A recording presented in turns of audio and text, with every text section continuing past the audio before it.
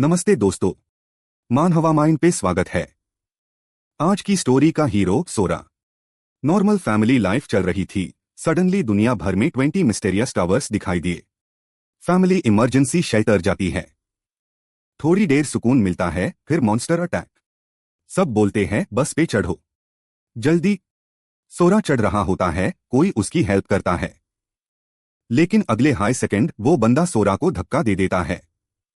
सोरा नीचे गिरता है और जब आंख खुलती है वो बिल्कुल अलग दुनिया में होता है। तो चलो सस्पेंस खत्म, अब शुरू करते हैं ये धमाकेदार मानहवा। लाइक कर देना, सब्सक्राइब कर लेना। चलो शुरू। कहानी शुरू होती है इन शब्दों से। लो मैं फिर आ गया। गोधूली शाम का समय, जब दिन खत्म और रात शुरू होती है का समय है। चारों तरफ धुंध कोहरा फैली है। धुएं के बीच एक अलग द्वीप दिखता है। उस द्वीप पर पश्चिमी वास्तुकला, विदेशी स्टाइल की एक जीर्ण-शीर्ण इमारत, बहुत पुरानी और टूटी हुई बिल्डिंग खड़ी है। उस जगह को देखकर लगता है कि वहां जीवन का कोई नाम निशान, कोई भी जिंदा चीज नहीं बचा। अचानक धुंध में कुछ दिखाई देता है। ये तो एक मानव इंसान। फिर एक आवाज आती है, आओ लड़के, मैं अबिस खाई, बहुत गहरी और खतरनाक जगह के किनारे तुम्हारा इंतजार कर रहा हूं। यहाँ अबिस का मतलब है एक रहस्यमयी बहुत गहरी खाई। इसके बाद पता चलता है कि यह सब एक सपना है। फिर से वही अजीब सपना। उसी समय असली दुनिया से आवाज आती है, सोरा, तुम्हें देर हो जाएगी। सोरा नींद से उठता है। सोरा एक 15 साल का लड़का है। वह सोचता है, सपने में जो आदमी दिखा, लगता है वह उसे जानता है। उसके दिमाग में वही शब्द घूम रहा है, अबिस, खाई। वह खुद से पूछता है, वह क्या है? क्या मैं आजकल बहुत ज्यादा पढ़ाई कर रहा हूं, इसलिए ऐसे सपने आ रहे हैं? अब सुबह का सामान्य जीवन दिखाया जाता है। उसके पिता कहते हैं, अरे सोरा, तुम आज देर से सोए हो। सोरा जवाब देता है, मुझे छोटे बच्चों में मत गिनो पिताजी, मैं अब 15 साल का हूं। पिता मजाक में कहते हैं, तो क्या हुआ? देखो, मेरा मजबूत शरीर। सोरा बोलता है, मैं नहीं देख रहा। वह मन ही मन सोचता है कि काश उसे हर सुबह इस छोटे से अपार्टमेंट, छोटा फ्लैट में अपने पिता को इस हालत में न देखना पड़े। पिता कहते हैं, जब मैं अमीर बनूंगा तो बड़ा घर लूंगा, तुम वहां रहना। तुम और रिकू अपने अपने कमरे ले सकोगे। सोरा सीधा कह देता है, आप पिछले 5 साल से यही कह रहे हो। बातों बातों में पता चलता है कि उनका परिवार सेना से जुड़ा है। सोरा का बड़ा भाई 3 साल पहले आत्मरक्षा बल, देश की सुरक्षा करने वाली सेना में शामिल हो चुका है। सोरा भी सोचता है कि वह भविष्य में सेना में जाएगा। उसे लगता है कि उस दिन उसके इस जीवंत जीवन, आसान और खुशहाल जिंदगी का अंत हो जाएगा। फिर वह अपने परिवार के बारे में सोचता है। उसके पिता जो अजीब बातें करते हैं और जिन पर पूरा भरोसा नहीं किया जा सकता। उसकी माँ जो देखने में सख्त लगती है, लेकिन उनसे बहुत प्यार करती है। सोरा को यह सब अच्छा लग रहा है। वह सोचता है, काश ये सब हमेशा ऐसे ही बना रहे। और तभी जमीन हिलने लगती है। भूकंप, धरती का हिलना। लेकिन सोरा के मन में साफ है। उसे पहले से लगता था कि एक दिन इस दुनिया का अंत होगा। उसे बस यह उम्मीद नहीं थी कि अंत की शुरुआत ऐसे होगी। और यहीं से कहानी एक नए रास्ते पर जाती है, जहां सपना, खाई और असली दुनिया सब एक दूसरे से जुड़ने वाले हैं। Tower advent. अरे तुम मजाक कर रहे हो। उस समय सोरा को पता नहीं था। अचानक एक लड़ाका, अजीब घटना, बटा टकराव होता है। और फिर एक मीनार, बटा टावर, बहुत ऊंची इमारत जमीन से उठती है। बताया जाता है कि यह मीनार जो जमीन से निकली, मानवता का भाग्य, इंसानों का भविष्य बदल देगी। सोरा कहता है कि वह जानता था, यह टावर उसके सपनों से जुड़ा हुआ है। यानी इस टावर का उसके सपनों से कुछ लेना देना था। फिर उसके बड़े भाई की बात आती है। बिग ब्रदर ने कहा था, सब ठीक हो जाएगा। मैं आत्मरक्षा बल, देश की सुरक्षा करने वाली सेना के निर्देशों का पालन करूंगा और जल्द ही वापस आ जाऊंगा। सोरा ने धीमी आवाज में कहा था, मैं वादा करता हूं। लेकिन उस रात के बाद भाई से कोई संपर्क नहीं हो पाया। खबरों में कहा गया, अगर हम घर पर ही रहें तो सब ठीक हो जाएगा। कुछ समय बाद बताया गया, अब तक दुनिया भर में 20 टावर बन चुके हैं। फिर कुछ समय बाद खबरें भी बंद हो गईं। रेडियो पर वही बात बार बार चलने लगी, कृपया जल्दी करें और आश्रय स्थल, सुरक्षित जगह पर चले जाएं। लोगों को आश्रय स्थल पर जाने के निर्देश दिए गए। आश्रय गृह जाने से पहले मां ने भाई को एक पत्र लिखा। वहां जाते समय सोरा ने बहुत सी चीजें देखीं। उसे ऐसा लगा जैसे आसपास की हर चीज कुछ बता रही हो। उसने रास्ते में एक उच्च गतिशीलता वाहन, तेज चलने वाली सैन्य गाड़ी में सैनिकों के चेहरे देखे। उसे उनमें सिर्फ निराशा, उम्मीद का खत्म होना दिखाई दी। कारों पर जगह जगह भयानक निशान थे और कारों से सड़ी हुई दुर्गंध, बहुत खराब बदबू आ रही थी। सोरा के मन में सवाल था, दुनिया में क्या हो रहा है? फिर जगह दिखाई जाती है, जिन अस्थायी आश्रय, अस्थायी थोड़े समय के लिए बना सुरक्षित स्थान। आश्रय स्थल शरणार्थियों, घर छोड़कर आए लोग से भरा हुआ था। केवल कुछ ही लोग बात कर रहे थे। ऐसा लग रहा था जैसे हर कोई मौत की सजा, मरने का इंतजार कर रहा हो। तभी आवाज आती है, सोरा इधर आओ, जल्दी करो। ठीक है, लेकिन उस खामोशी में भी वहां उपद्रवी लोग, झगड़ा करने वाले लोग थे। वे अपने अस्तित्व, अपने होने को साबित करने के लिए अजीब हरकतें कर रहे थे। कोई चिल्लाया, तुमने मेरी ब्रेड चुराई।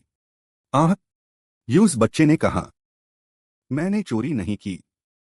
एक लड़का कहता है, सबको एक एक टुकड़ा दिया गया था, मेरा टुकड़ा तुमने खा लिया। एक बड़ा लड़का छोटे लड़के को घुटने से मारता है। बड़ा लड़का हंसता है।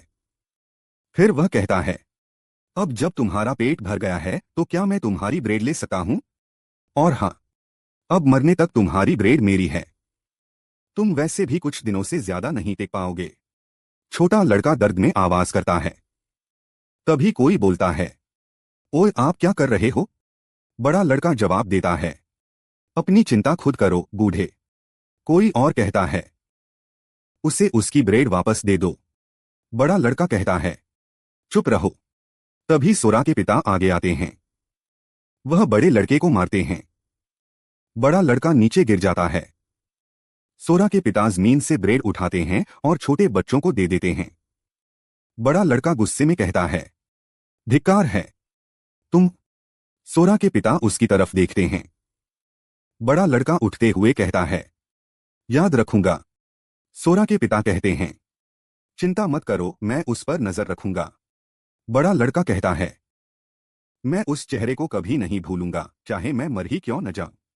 इसके बाद सोरा बताता है कि उस लड़के का नाम कगावा एजी है। उसे लोगों को तंग करने में मजा आता था। लोग उसे बुरा इंसान कहते थे। अचानक एक सैनिक आता है और कहता है, आपातकालीन सूचना है, सभी लोग आश्रय स्थल के पीछे खड़ी तेज गाड़ियों में बैठ जाएं। एक आदमी पूछता है, क्यों? सैनिक कहता है, यह गुप्त बात है, मैं इससे ज्यादा नहीं बता सकता। वह आदमी गुस्से में कहता है, आप बता भी नहीं सकते। आपने हमें 2 दिन से यहां बंद कर रखा है और अब यह भी नहीं बता रहे कि हमें यहां से क्यों जा रहे हैं। हम टैक्स क्यों देते हैं? तभी दरवाजा टूटने की आवाज आती है। सैनिक जोर से कहता है, वे आ रहे हैं, जल्दी करो, भागो। सोरा कहता है, पापा, मम्मी, जल्दी करो। सोरा के मन में आता है, मुझे इसके बारे में बहुत बुरा लग रहा है। कोई चिल्लाता है, मैं अब और नहीं सह सकता, जल्दी गाड़ी में बैठो। तभी दरवाजा टूट जाता है और अंदर भयानक जीव दिखाई देने लगते हैं। सोरा कहता है, वह आखिर ये क्या है? आश्रय स्थल में अफरातफरी मच जाती है। लोग भागते हुए चिल्ला रहे हैं, मदद करो, यह एक राक्षस है। किसी की आवाज आती है, सोरा, जल्दी करो। सोरा कहता है, मैं अभी नहीं आ सकता, तुम दोनों पहले जाओ। कोई और चिल्लाता है, अरे, मुझे इसमें मत घसीटो। एक आदमी कहता है, यह पहले से ही भरा हुआ है। दूसरा बोलता है, अगर आप हिचकिचा रहे हैं तो उतर जाइए।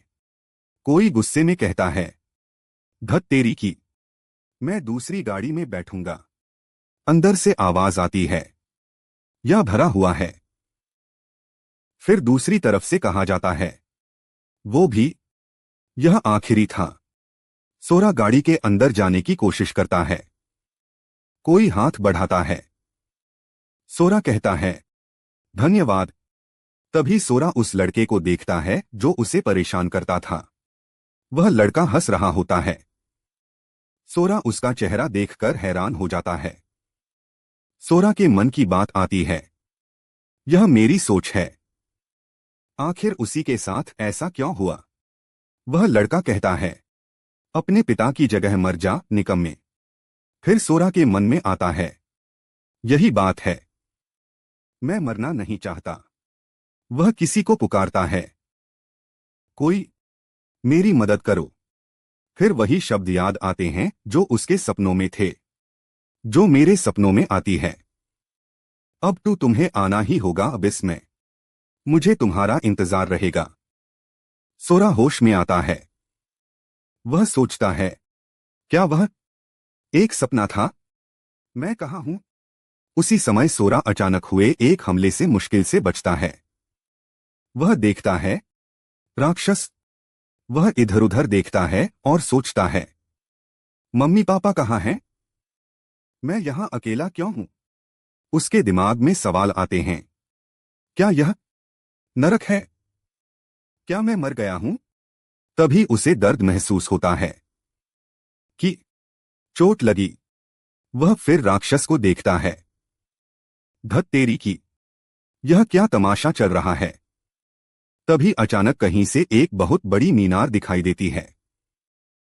सोरा को याद आता है, उस कमीने ने मुझे कार से बाहर धकेल दिया। फिर उसके दिमाग में आता है, वह रहस्यमय आदमी और ये राक्षस।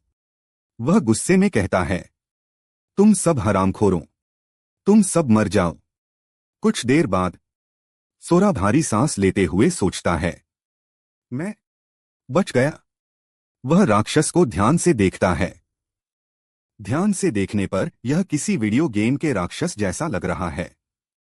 वह उसकी छाती की तरफ देखता है।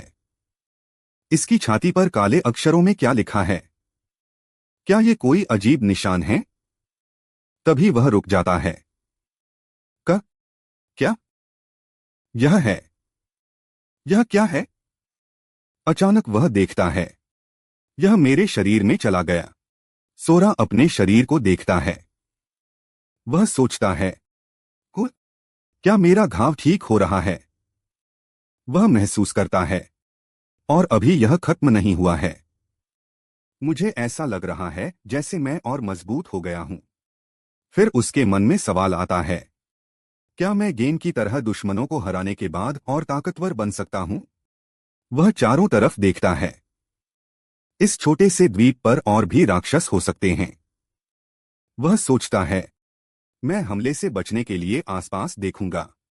वह एक बार पूरा घूम कर देखता है, और कोई राक्षस नहीं है। फिर वह आगे देखता है। क्या यहां से निकलने का यही एकमात्र रास्ता है? द्वीप के चारों ओर धुआं फैला है। वह ऊपर देखता है। तैरती हुई सीढ़ियां। यह खतरनाक लग रहा है। वह सोचता है, यह वह जगह है जहां खेल में राक्षस छिपे होते हैं। फिर वह खुद से कहता है, अगर मैं गेम में गिर जाऊं तो मैं दोबारा जिंदा हो सकता हूं, लेकिन यह जांचने की हिम्मत मुझ में नहीं है कि यह सच में गेम की दुनिया है या नहीं। वह सीढ़ियों की तरफ देखता है। सीढ़ियां यहीं जाती हैं। फिर सोरा आगे बढ़ता है। वह एक गुफा के अंदर जाता है। अंदर उसे एक जली हुई मशाल दिखाई देती है। सोरा उन चिन्हों को देखता है। वह कहता है कि उसने ऐसे किरदार पहले कभी नहीं देखे, लेकिन उनका मतलब उसके दिमाग में धीरे धीरे साफ होने लगता है। उसे समझ आता है कि यह अंश उत्कीर्णक का है। संदेश साफ है, सभी टुकड़ों को इकट्ठा करो, तभी इस अथाह खाई से बाहर निकलने का अधिकार मिलेगा।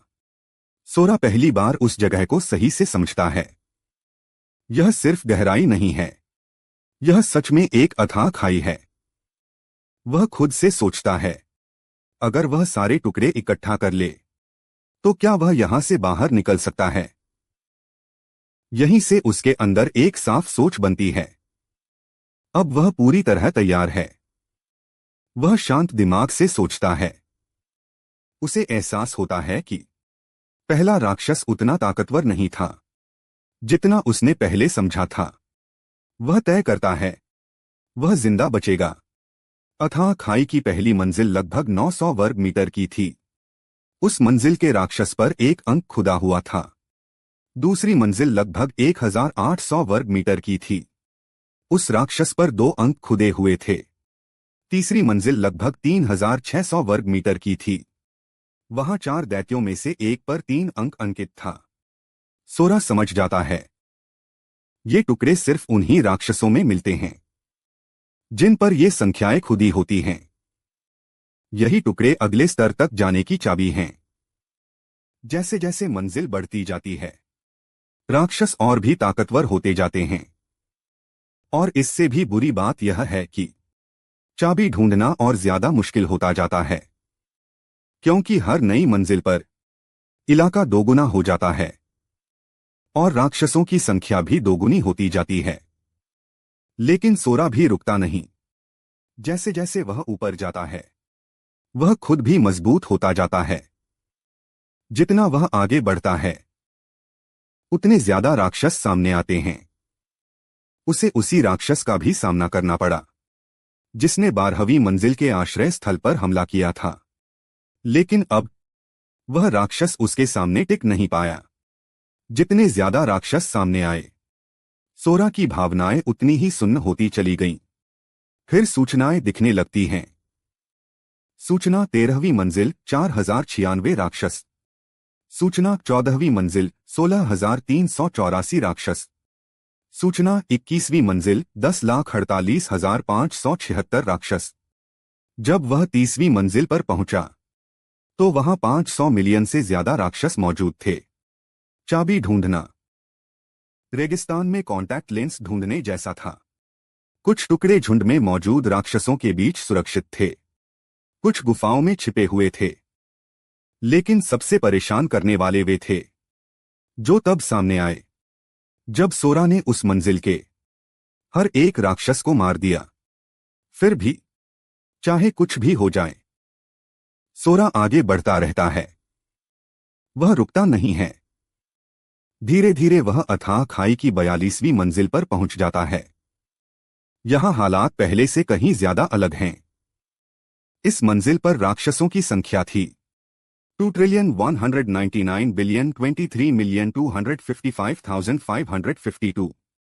यह संख्या इतनी बड़ी है कि उसे गिनना भी मुश्किल लगता है। सोरा खुद से कहता है यह बहुत अजीब है और किसी हद तक अच्छा भी। फिर उसके दिमाग में एक सवाल आता है। वह सोचता है मैं यहां कितने सालों से हूं। लेकिन अगले ही पल वह इस सोच को छोड़ देता है, क्योंकि यहां समय अब कोई मायने नहीं रखता। यह जगह ऐसी है जहां सिर्फ 2 चीजें मौजूद हैं, मौत और हत्या। यहां राक्षस मरते हैं और वह उन्हें मारता है। सोरा की सोच अब साफ है। वह बिना किसी डर के कहता है मैं उन्हें मार डालूंगा। फिर उसकी नजर एक अंक पर जाती है। वह सोचता है यह कौन सा नंबर है। वह उस नंबर को ध्यान से देखता है और अंत में वह फैसला करता है वह इस नंबर को खुद तराशेगा। सोरा चारों तरफ देखता है। वह शांत है लेकिन ध्यान पूरी तरह सामने है। वह बोलता है जिसमें वाह लिखता था वाह पठार अचानक से टूट जाती है। यह यहीं कहीं होना चाहिए। अब उसके लिए चाबी ढूंढने का समय आ गया है। वह राक्षसों की ओर देखता है और सीधे कहता है तुम सिर्फ दिखावा हो। फिर वह पूछता है क्या तुम ही चाबी हो। उसके लिए अब ताकत का मतलब बदल चुका है। वह सोचता है आप चाहे कितने भी मजबूत क्यों न हो, अंत में सब कुछ एक जैसा ही होता है। ये वो राक्षस हैं जो खुद को उससे ज्यादा ताकतवर समझते हैं। लेकिन सच्चाई ये है एक ही बार में वे मर जाते हैं। सोरा को यह बात साफ समझ आ चुकी है। वह खुद से कहता है, नहीं, अब मेरे लिए ज्यादा ताकत का कोई मतलब नहीं रह गया है। उसकी नजर हर तरफ घूमती है। वह दोहराता है, कहाँ है 42वीं मंजिल की चाबी। फिर वह आवाज देता है, तुम बाहर आओ। आखिर में उसका सब्र जवाब दे जाता है। वह साफ शब्दों में कहता है, मैं इससे तंग आ गया हूं। वर्ष 2000 में दुनिया भर में अचानक 20 टावर दिखाई देते हैं। मानवता उन्हें समय रहते समझ नहीं पाती और तभी राक्षस शहरों पर हमला कर देते हैं। शहर तबाह हो जाते हैं। ज्यादातर इंसान मारे जाते हैं। इस दिन को बाद में न्याय दिवस कहा जाने लगता है। लेकिन प्रलय के उस दिन से कुछ लोग किसी तरह बच जाते हैं और उन्हीं में से कुछ लोग जागृत हो जाते हैं। उनके सामने एक प्रणाली प्रकट होती है। सूचना आती है, जागृति सफल रही, युद्ध शक्ति प्रारंभ की जा रही है। इस प्रणाली के जरिए जागृत लोगों को असाधारण शक्ति मिलती है। धीरे धीरे दुनिया में एक नई व्यवस्था बनती है और जागृत लोग हंटर गिल्ड्स का गठन करते हैं। तभी एक और घटना होती है। एक आवाज गूंजती है, रुको, हमें अपने आंकड़े दिखाओ। सामने वाला चौंकता है, हम, ये क्या? कोई चिल्लाता है, उसने एक उन्नत ट्रांसफर स्क्रॉल का इस्तेमाल किया। उसे रोको, उसे इसे बुलाने मत दो। अचानक एक सवाल उठता है, हम, क्या वो इंसानी आवाज थी? लेकिन अब बहुत देर हो चुकी होती है। वह व्यक्ति खुद से कहता है, नहीं, ऐसा नहीं हो सकता। सोरा बोलता है, यह बाहर जाने का मेरा रास्ता है। यह रास्ता है, यह रास्ता है। उसके मन में बस एक ही बात होती है, किसी को भी नहीं, कोई नहीं रोकेगा। यह मेरा एग्जिट है। उसी समय एक लड़की को भागते हुए दिखाया जाता है। दृश्य बदलता है। अब स्थान है पृथ्वी का दक्षिणी शहर। शहर के पास का इलाका। लड़की भागते हुए सोचती है, मैं उन्हें मेरा पीछा करते रहने नहीं दे सकती। स्क्रीन पर जानकारी आती है, वायु सोनोस्की, लेवल 19। तभी अचानक वह लड़की दौड़ते दौड़ते गिर जाती है। एक आवाज आती है, यह तो बुरा हुआ। सामने खड़ा शिकारी ठंडे लहजे में बोलता है, तुम तो बड़े झंझट हो। वह आगे कहता है, एडवांस्ड ट्रांसफर स्क्रॉल सौंप दो। लेवल 60 का स्क्रॉल तुम जैसे लेवल 15 के नौसिखिए के लिए बहुत ज्यादा है। वह चेतावनी देता है, अगर तुमने यह नहीं दिया तो मैं नरमी नहीं बरतूंगा। लेकिन कोई हत्या नहीं। लड़की डरते हुए जवाब देती है, शिकारियों का आपस में हमला करना मना है। यह नियमों के खिलाफ है। तभी सामने खड़ा बारबेरियन हंसता है। नियम? वह आगे बढ़ते हुए कहता है, यहां के नियम मैं ही बनाता हूं। वह साफ शब्दों में बोलता है, स्क्रॉल मुझे सम्मान से सौंप दो और मैं तुम्हारी हड्डियां नहीं तोड़ूंगा। लड़की जवाब देती है, आप मुझे और आगे धकेलना नहीं चाहते। तभी पीछे से आवाज आती है, अरे नहीं। वह जबरन आह्वान करने वाली है। उसे रोको। बारबेरियन गुस्से में चिल्लाता है, तुम लानत औरत, मुझे स्क्रॉल दो। अचानक वह चौंक जाता है। क्या? जमीन पर एक चिन्ह बनता है, एक टेलीपोर्टेशन सर्कल। लड़की ठंडी आवाज में बोलती है, अगर मुझे मरना ही है तो तुम मेरे साथ आ रहे हो। सूचना जैसी बात कही जाती है। जबरन बुलावा। बलपूर्वक बुलाए गए शक्तिशाली राक्षस को वश में नहीं किया जा सकता। यही अंत है। कोई चिल्लाता है, उसे अभी रोको। लेकिन देर हो चुकी होती है। लड़की चिल्लाती है, मरो तुम सब। आसमान से बिजली गिरती है। तेज ऊर्जा फैलती है। सब लोग पीछे हट जाते हैं।